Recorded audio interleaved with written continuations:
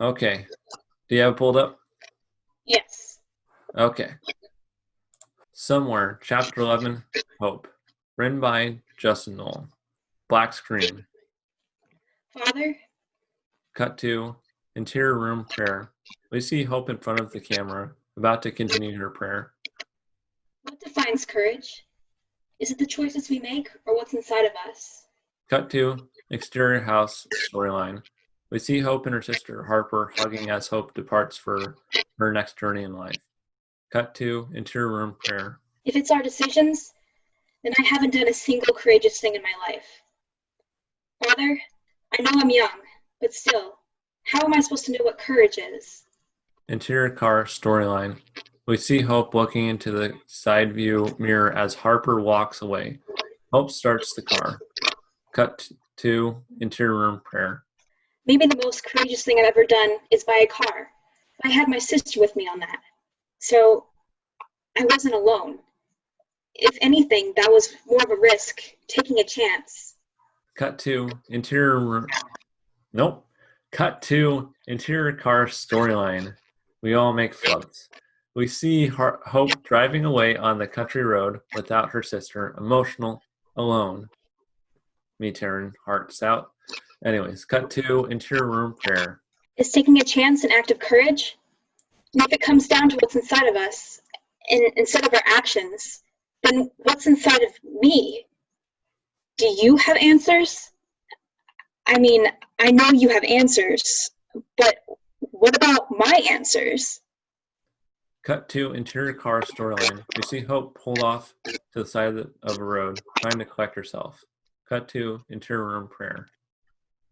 I might be sounding a bit selfish right now, but I have to be, because I'm about to be on my own for the first time, and I won't have anyone to rely on, like my sister. It'll just be me. Cut to exterior car storyline. We see Hope digging into a box in the backseat of her car. She's unable to find a prized possession of hers. Panic sets in. Cut to interior room prayer. Is courage taking a step forward into the unknown? Is courage making tough choices, knowing that they're going to be tough? Is courage? Cut to interior car storyline. Ignition starts. We see Hope intently driving back home. Cut to interior room prayer. I remember when I was just a little tyke and I'd been saving to buy this teddy bear for a month. It was going to be for me, but then my sister started to get pretty sick and I had to make a choice. Do I give away without knowing if they'll like it or not, or do I keep it for myself? Cut to exterior house storyline. We see Hope knock on the front door. No response. She then looks around the property. No sign of life. Cut to interior room prayer. When I bought it and gave it to her, she loved it. I was fearful of such a little fear. But God, is that courage? I know it's such a silly thing, but I just need to figure it out so that when I have big choices to make, then I'll be ready for it. Cut to interior car storyline. We see Hope sitting in the driver's seat, looking down to her phone. She has Harper's contact pulled up, debating to call her or not. Hope picks up the phone and calls. Cut to interior room prayer. God, I'll be blessed to be somewhere where I'm courageous, not being afraid of the known unknown. If you can provide me the clarity, embody this, then I would be blessed. Cut to interior car storyline. We see Hope driving towards her new destination, feeling courageous. Audio from her phone message for Harper begins to play. Hey, sis. I just want to let you know that I'm going to be okay. Just hitting the road again. Thank you for always being there for me. You can be there for yourself now. Cut to interior room prayer. Thank you for listening to me squabble or whatever. Yeah, thank you. Amen. Fade to black. Whoa! Okay, I didn't mean to hurt Remy, so Yeah, apologize to Remy. Sorry, dude. That was sincere. I just did a weird voice. Anyways, yeah, it was so cool hearing that because you matched having spent many hours editing that particular storyline for in that particular chapter or somewhere. Like the tone, the pauses, the whatever you would call it, words defeat me right now.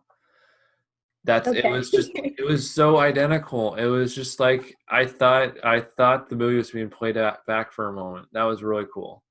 Oh, yay. How was it for you kind of going back to that and kind of reliving Hope and that whole storyline? I just went back to what I knew about the character and and what you told me about her and what she was feeling in that moment. And I'm good at remembering feelings, not necessarily what words and stuff, but I kind of try to recapture the feeling that I imagined she would be experiencing in those moments. It was kind of fun going back to that and playing the character again. You did the performance, you got to see the end product, and of just kind of this isolated performance. And it's you know, a lot of the films that Jane Films produces has kind of like some sort of dual kind of shared element with protagonists, or it's an ensemble type setup. So where Mm-hmm. everyone gets kind of, you know, interchanging moments at once. But with somewhere it was isolated character getting their time to shine, one after another.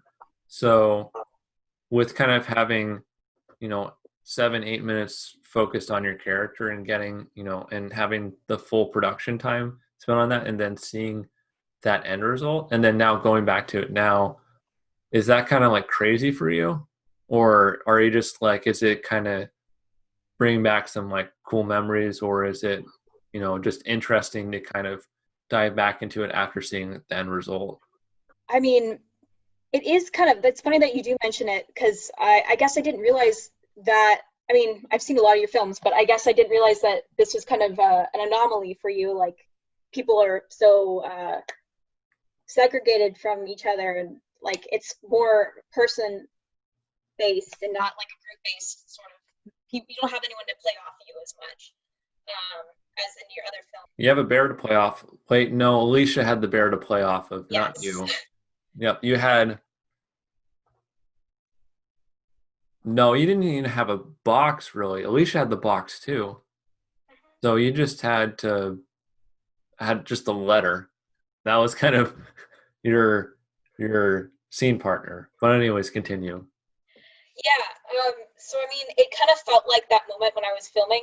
It felt like I was very much alone, but also being watched in a way.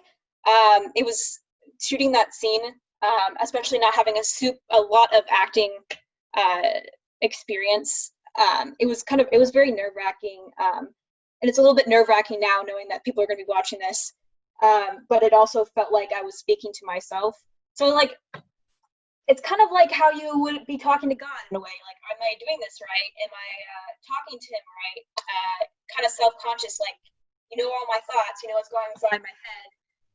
I'm being very vulnerable right now. Yeah, it's kind of like it's acting is kind of in this role is kind of how the character would be feeling in a way, just by talking to God because there's like so much vulnerability and like trying to choose your words right and trying to um, do the interaction correctly, if that makes any sense. Yeah. I understand that directly because whether it's personal like spirituality, prayers are really the honest ones are really kind of messy. They stumble, but it also prayers are very human, and and God has that recognition of that when you do prayer, and it's a really fascinating thing because we're like, oh, we have to be perfect, Yeah. when in fact truth isn't always neatly packaged when you're trying to like have that honest conversation. And that really ties into all these different conversations that happen throughout somewhere. You're trying to, like you're saying, you're trying to have it kind of perfect in a sense, but the imperfection is what's really fascinating, because that's the areas of where all these characters are improving upon. And if they were saying perfect prayers, that would be hypocritical to what they're going through, in a sense. Desk mic. It was a pencil drop. Whoa. There we go.